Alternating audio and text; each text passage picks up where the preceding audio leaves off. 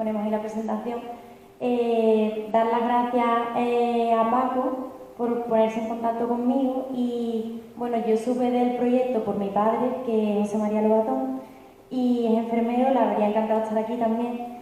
Y la verdad que me alegra mucho que se hagan proyectos como este, porque los dietistas nutricionistas no tenemos mucha voz ahora mismo en la sanidad pública. Entonces creo que es una gran oportunidad este proyecto para introducir la importancia de la alimentación, ¿no? De lo que podemos aportar.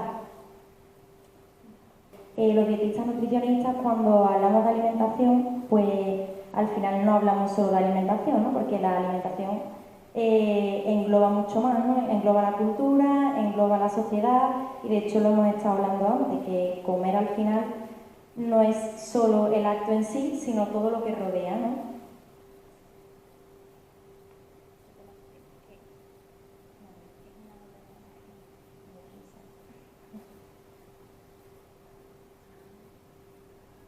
Bueno, agradecer también a la cooperativa de aceite que colabora hoy aquí, que luego comentaré un poco sobre el aceite, ¿no? Y la he puesto aquí también, la he incluido. Bueno, los puntos que yo quería tratar y aportar es un poco la visión que tenemos los dietistas nutricionistas de cómo se trata la alimentación y de cómo se ha abordado hasta ahora.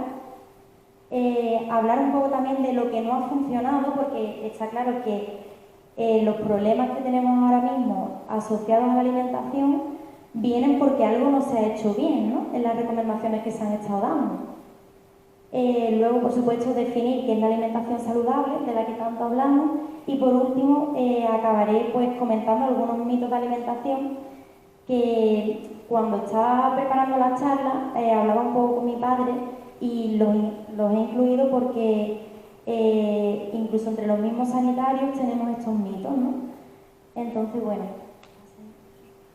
en primer lugar, me encantaría que estuviera aquí mi compañera porque iba a venir conmigo otra nutricionista que ella es experta en obesidad y habría contado un poco su historia también, porque ella fue obesa y de la obesidad pasó por diferentes estadios hasta la anorexia y la bulimia, ¿no? Entonces, comentar un poco la importancia de la prevención de estas enfermedades, que al final no solo hablamos del sobrepeso y la obesidad que enferma parte de la población ahora mismo, sino de todo lo que deriva de estas patologías, ¿no? ¿Qué es lo que más vemos nosotros? ¿Qué es lo que más vemos nosotros en consulta? Pues los pacientes que vienen de los pueblos principalmente presentan más sobrepeso y obesidad que los de la ciudad.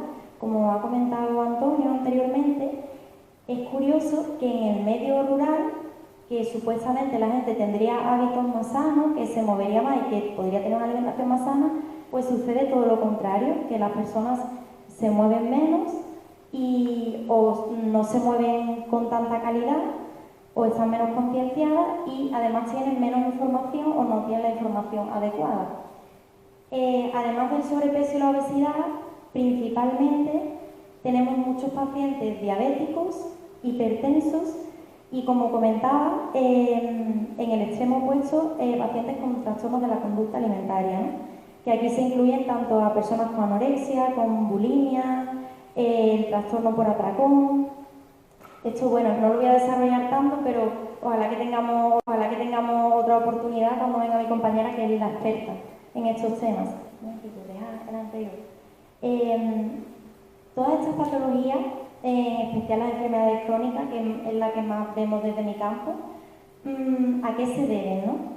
Y entonces también estábamos comentando antes, los que hemos compartido la comida, que parece que sabemos lo que hay que comer, pero el ambiente no lo pone fácil. Y es lo que nosotros llamamos el ambiente obesogénico. El ambiente obesogénico pues incluye que las opciones que tenemos no son las mejores, y es que lo desarrollamos ahora un poco más adelante, pero los ultraprocesados están al alcance de la mano, e incluso muchas veces pensamos que estamos comprando un alimento que es sano y no lo es, sobre todo los que vienen empaquetados, ¿no? Este es un poco el ambiente obesogénico unido a que nos movemos mucho menos, somos más sedentarios y, por supuesto, al uso de las nuevas tecnologías, ¿no? ¿Por qué no ha funcionado hasta ahora la llamada dieta? Pues principalmente porque la dieta tiene una connotación negativa, ¿no? Tiene una connotación de restricción, refiriéndonos sobre todo a estas enfermedades que más vemos, de sobrepeso, obesidad. La dieta se asocia con la pérdida de peso y con la restricción, con el sufrimiento. La dieta pues se da en un periodo limitado de tiempo para luego volver a comer como comía antes. Sobre todo se pone el foco en la estética, ¿no? En que estás más delgado, estás menos delgado, y en el peso también. Que esto es algo importante porque ya cada vez más nutricionistas sí que están añadiendo a su consulta nuevas formas de ver a los pacientes, y es que no se ponga tanto el foco en el peso.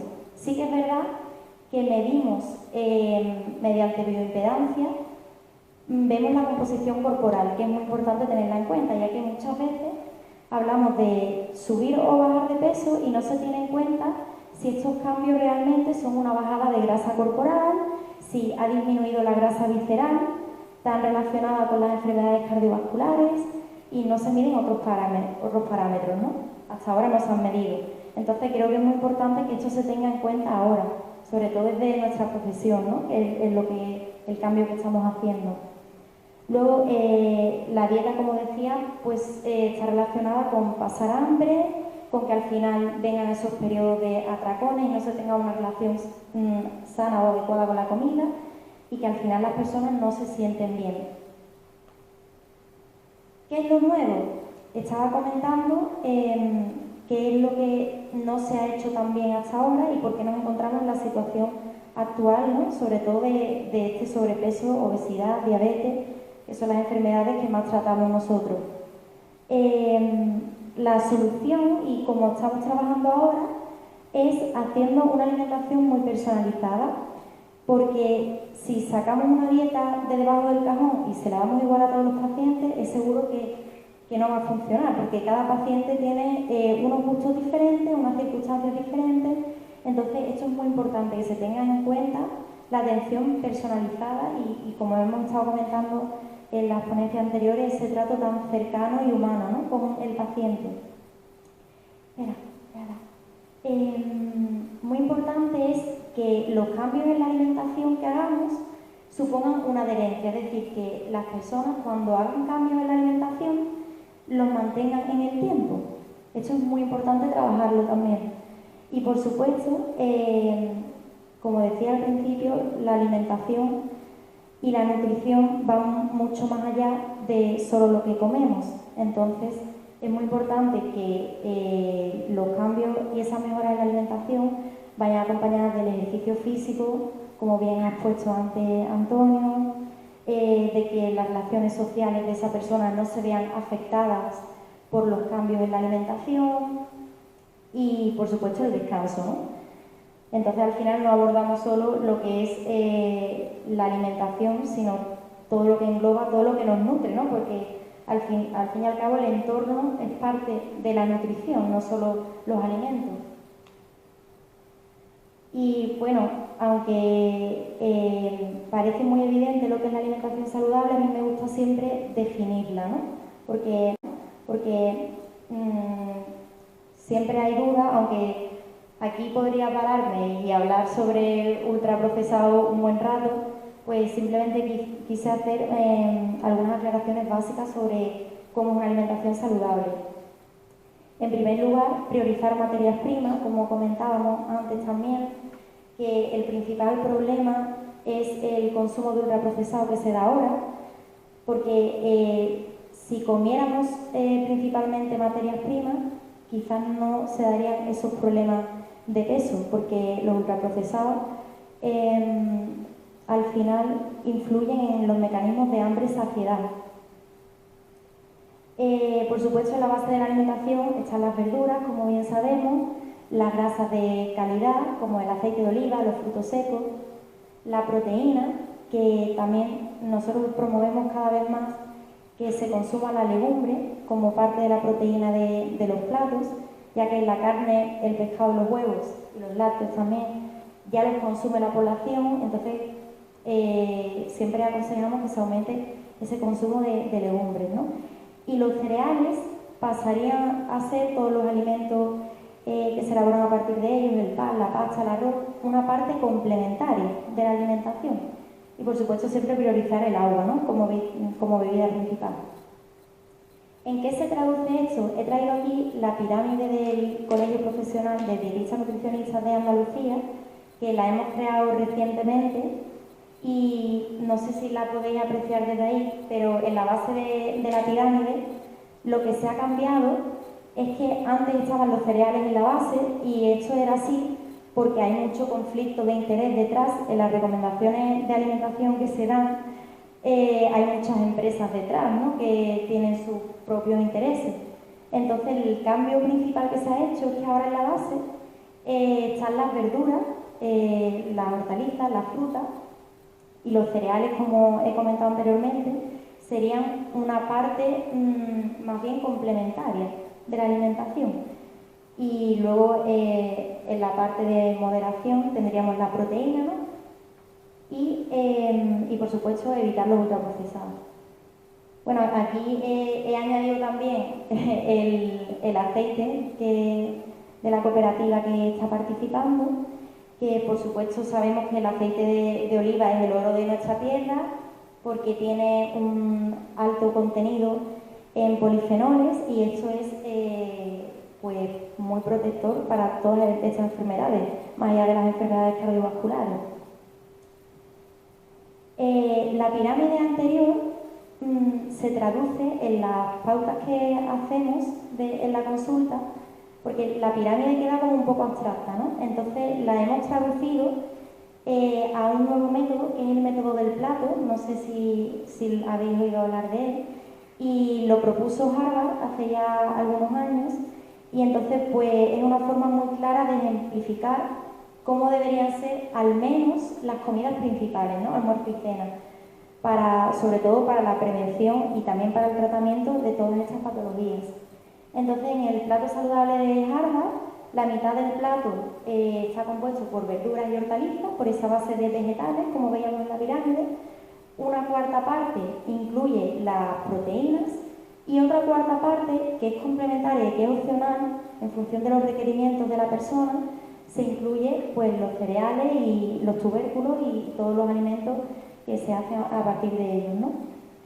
Y para llevar a cabo esta alimentación saludable, hablamos de educación alimentaria, pero hay mucha información y se da información, pero creemos que es más importante empoderar al paciente, porque muchas veces damos información y nuestra forma de trabajar funciona un poco tratando que el paciente se lleve más información y aprenda a comer y ya no nos necesite, ¿no? Entonces, para ello es necesario aprender a comprar. Yo recientemente, el último curso que hemos visto, ¿no?, esto me habría encantado incluirlo, lo que pasa que se extiende mucho, pues abordaba cómo hacer una compra saludable. Y es que si nos ponemos a leer las etiquetas del supermercado, pues se hace bastante difícil, porque, como he comentado, las materias primas deberían ser la base de la alimentación, pero sin embargo, cuando entramos al supermercado, un 70-80% de la oferta no es saludable, es muy fuerte, pero es un 70-80% de alimentos que no necesitaríamos consumir, más alimentos, diríamos, productos alimentarios, ¿no? Entonces, en primer lugar, queremos pues insistir en que la alimentación se base en las materias primas y luego empoderar a la población con estos cursos, ¿no?, en los que incluimos pues la compra en el supermercado, que entra desde la lectura de las etiquetas, aprender a distinguir los ultraprocesados de procesados que pueden ser útiles, como las verduras congeladas o las legumbres que ya vienen cocidas. Y, por supuesto, como parte de la alimentación saludable está la cocina, ¿no? Uno de los problemas principales que nos encontramos es que muchas personas no saben cocinar o se está perdiendo esa costumbre, ¿no? Entonces la cocina es una parte indispensable de la alimentación saludable.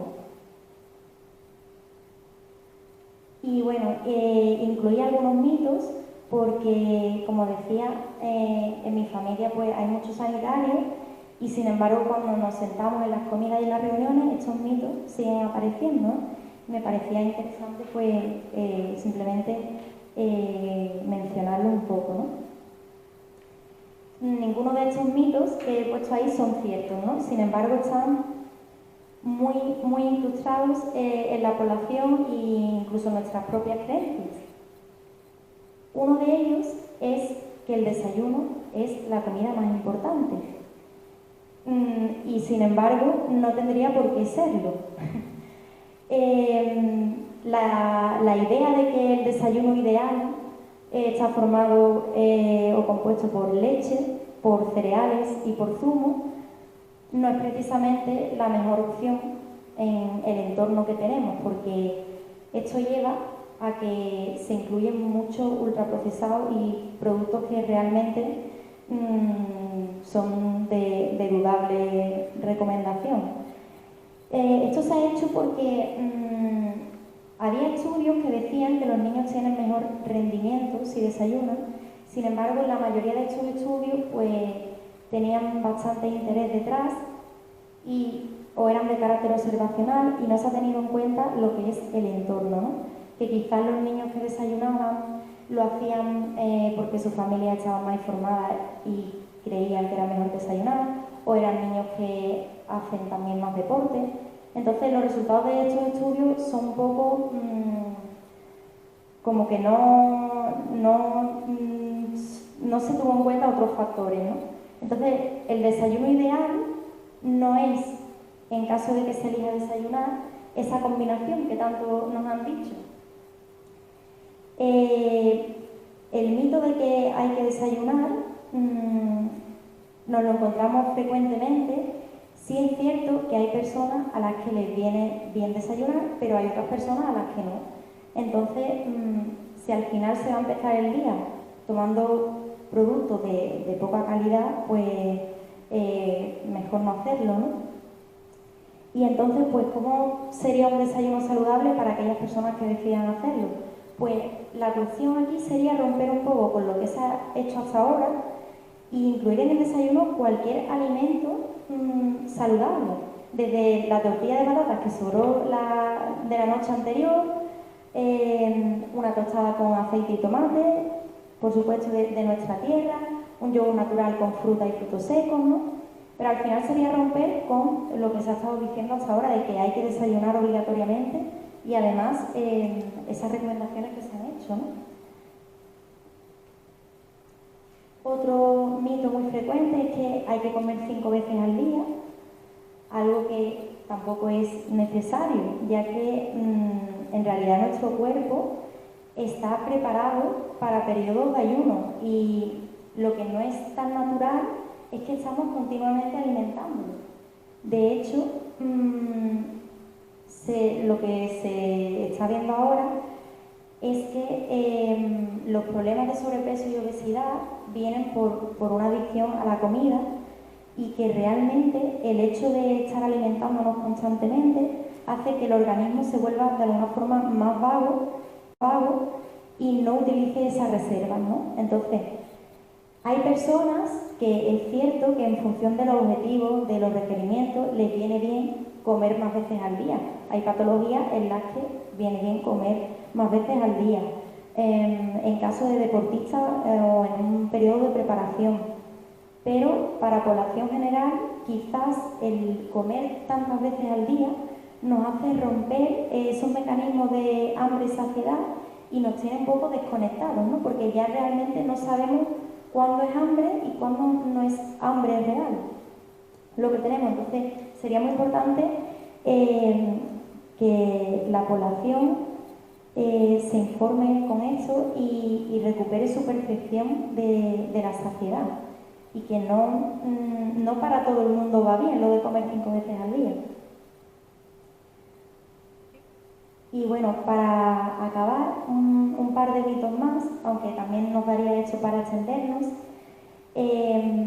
Todavía puesta en casa, cuando hablamos de los huevos, se han relacionado mucho con que aumentan el colesterol y que están relacionados con enfermedades cardiovasculares. Sin embargo, en la última evidencia es que los huevos son un alimento perfectamente saludable, recomendable, y que mucho mejor sería un revuelto para desayunarnos, en el caso de que desayunemos, que unas galletas. De hecho, cualquier alimento azucarado, los cereales refinados que consumimos en exceso están mucho más relacionados con estas patologías que más vemos ahora que los huevos, ya que realmente el colesterol dietético, el colesterol que tomamos a través de los alimentos, no incide directamente en el colesterol sanguíneo. Y bueno, por último, comer sano se dice que es más caro, y porque en la población rural, mi compañera ya lleva algunos años pasando consulta, y es cierto que la población come peor, es lo que ella ha dicho. Yo, en el tiempo que llevo también, los pacientes de población rural parece que tienen una alimentación peor, y es que se cree que comer sano es más caro, porque se relaciona la alimentación saludable ahora con los superalimentos, ¿no? Parece que si no se incluye la chía o si no se incluye la quinoa o alimentos que están de moda, no se puede comer sano.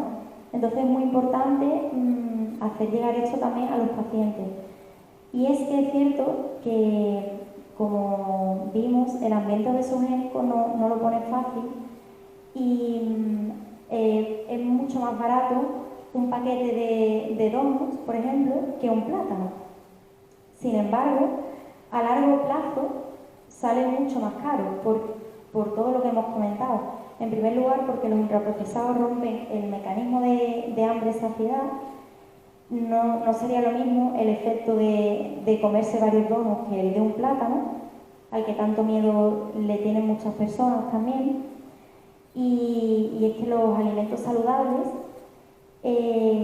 nos afianzan la salud a largo plazo, y esto también se debe a que alimentan nuestra microbiota, ya que se está viendo que la microbiota, esas bacterias que tenemos en el intestino, no están en buenas condiciones, sobre todo en los pacientes con sobrepeso, obesidad, y que si se cambiara la alimentación y se empoderara a la población y para que conociera esto, pues mejoraría mucho, ¿no?, la situación.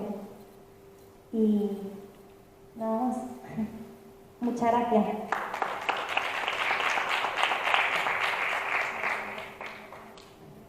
Gracias, Claudia. Ella se tiene que marchar ahora, así que ¿tenéis alguna pregunta, igual, reflexión? Sí, espérate. Dudas de la compra.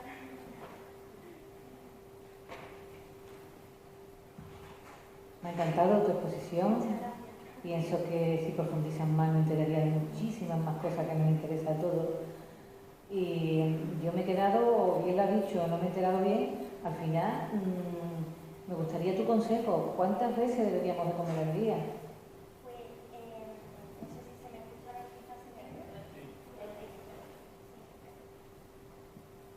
quizás realmente nos es muy complicado, por lo menos a mí y a mis compañeros, cuando hablamos de forma general de nutrición, porque no se puede dar un consejo generalizado en preguntas como esta, ¿no? Porque realmente a cada persona le viene bien un número de comidas. Entonces, como decía, quizás a un deportista le viene muy bien comer varias veces al día, pero una persona que pasa más tiempo sentada que moviéndose, si hace 2 o 3 buenas comidas, puede tener ciertos beneficios a nivel de saciedad, si esas comidas incluyen alimentos saludables. incluso si comiéramos menos veces, lo que se ha visto es que tenemos menos hambre. Cuantas menos veces comas, tienes menos hambre y cuando se come más veces como que el mecanismo de hambre saciedad se ve un poco alterado, ¿no? Entonces quizás, por responder a tu pregunta, habría que ver la situación de cada persona para indicarle un número de comida, pero aquí sí que cada persona tendría que aprender a escuchar su cuerpo, ¿no? Y realmente comer cuando tenga hambre. Esa sería la respuesta, quizás.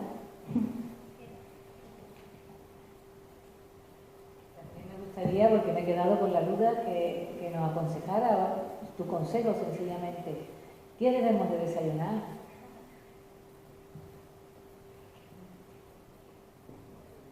Bueno, aquí tampoco es fácil responder porque entraría un poco los gustos, ¿no? Y las necesidades de cada uno. Pero yo recomiendo siempre como encontrar panes de calidad no es fácil y el desayuno con tostadas es algo bastante frecuente, ¿no? Que hacemos. Yo recomiendo que antes que pan se coma más fruta y frutos secos, que no se consumen tanto, y que el pan no se consuma a diario.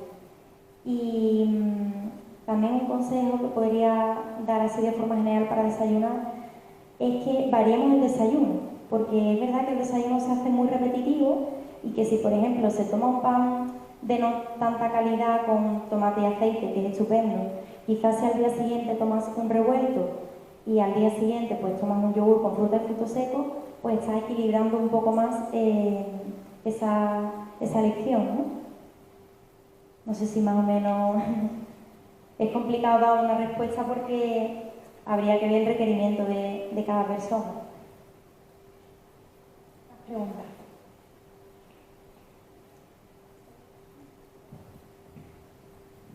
Hola, Carmen. A mí me ha gustado mucho tu exposición, pero me ha extrañado, tengo dos preguntas, ¿vale? Una, yo me gustaría saber la evidencia científica comparativa de que la gente de la zona rural come peor que la de la zona urbana.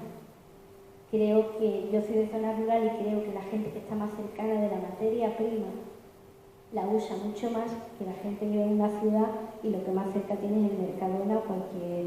Esto es una opinión, yo creo que eso me gustaría conocerlo. Y luego, en segundo lugar, lo que tú decías es, yo creo que quien está detrás de ciertas marcas marca cierta tendencia, y como se llama ahora, ¿no? Influencer, no sé cómo se dice, para que se coma una cosa u otra. Yo soy hija de agricultores y había que desayunar fuerte, porque teníamos un trabajo fuerte. Y desayunaban a las 7 de la mañana, no a las 9. Entonces, ese marcaje que hay de bombardeo mediático de lo que hay que comer, yo estoy como la compañera, ¿no? ¿Qué comemos y qué le podemos dar alimento a nuestros hijos e hijas? Y realmente, ¿no? Que luego lo diré cuando me toque, esa pérdida que hemos tenido en los coles, ¿no? De cambiarnos nuestras cocineras de toda la vida por esas comidas que vienen, ¿no? ¿Cómo se llaman? Los precocinados, ¿no? Un poco él, pero bueno.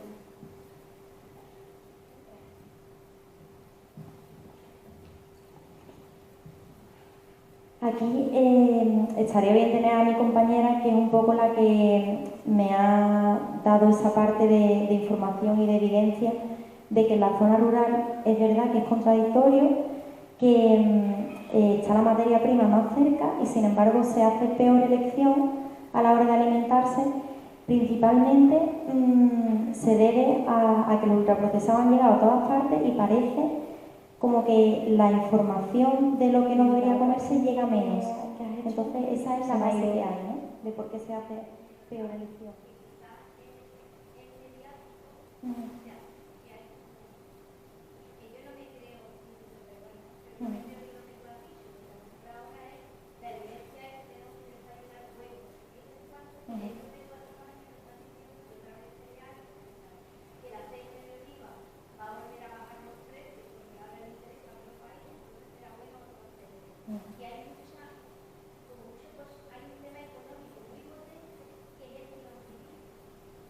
Totalmente.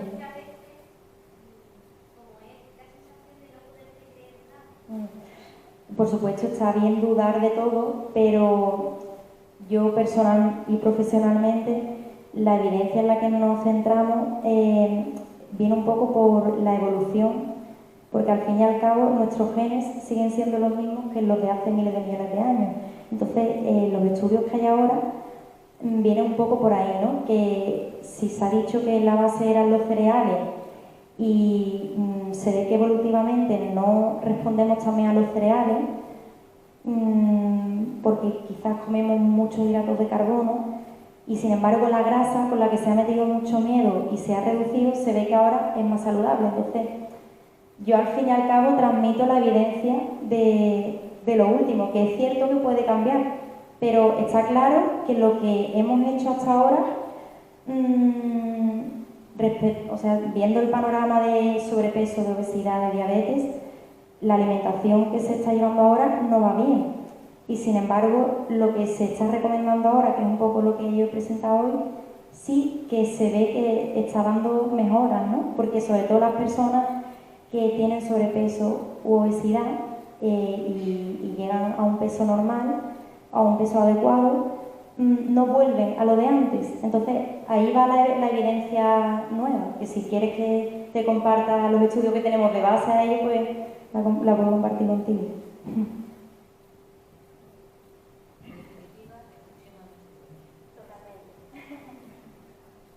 Bueno, yo lo sabía que alguna iba más, no había definitiva.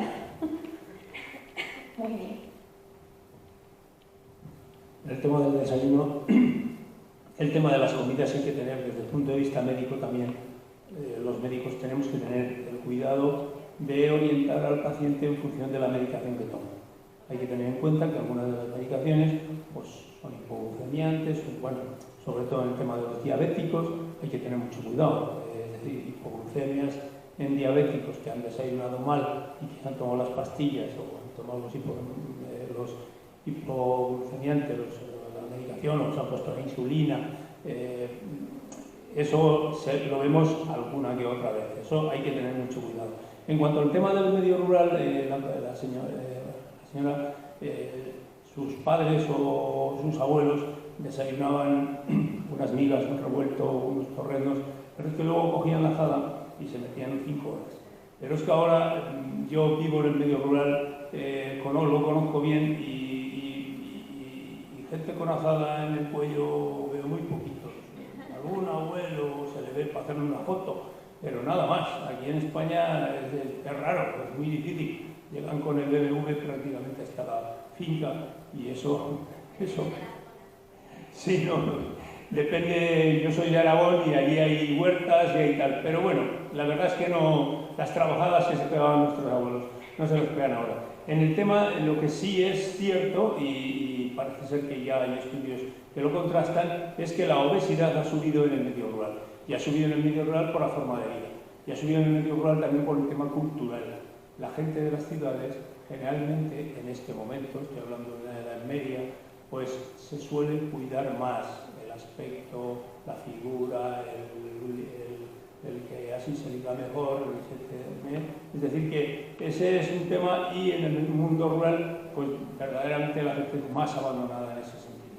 Es decir, la obesidad está subiendo en el medio rural por esa razón. Primero, porque el trabajo ha bajado, el trabajo de esfuerzo, y en segundo lugar, pues porque la gente se cuida peor por un aspecto físico, ni más ni menos. Es un tema filosófico, pero es así. Muchas gracias por explicarlo por mí. Yo creo que no he dejado ese punto claro y vamos, es así la evidencia que yo te comentaba. Fantástico. ¿Alguna pregunta o reflexión más? Aprovechemos, ¿no? Muy bien, Claudia, pues enhorabuena por tu presentación. Gracias.